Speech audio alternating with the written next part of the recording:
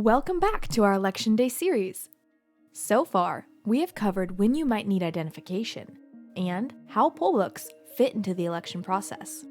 Now let's talk about your ballot. After you check in on the poll book, the poll worker will either direct you to a voting machine or provide you with a paper ballot and direct you to a private booth. This process depends on the equipment used in your county. In New Jersey, counties utilize either hand-marked paper ballots or a machine called a ballot marking device. Regardless of which system your county uses, read the instructions carefully for each section of your ballot, as some races may ask you to mark more than one candidate.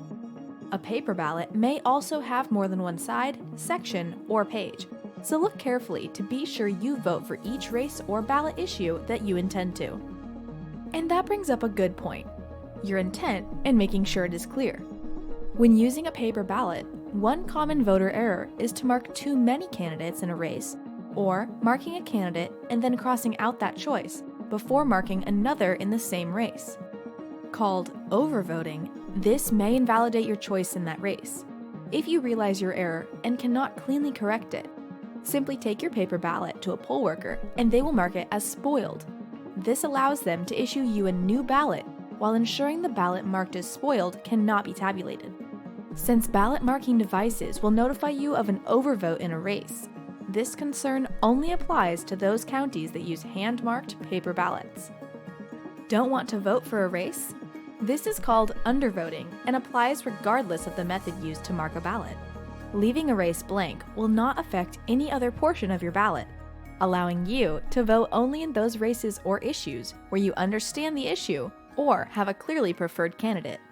While overvoting is the most common issue that may cause a voter's intent to not be recorded, remember to look over a paper ballot to be sure your intent in all races is clear.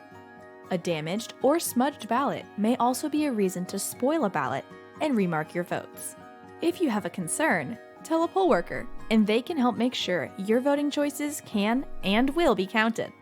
With that, your ballot is ready to go into the ballot box or tabulating machine, depending on the tabulation process used by your local polling location. We'll cover tabulation more in our next series, but first, we still have 2 more questions to answer. How do those who need assistance with or accommodations for voting get the help they need? And who are the people known as poll workers? How do they get that job?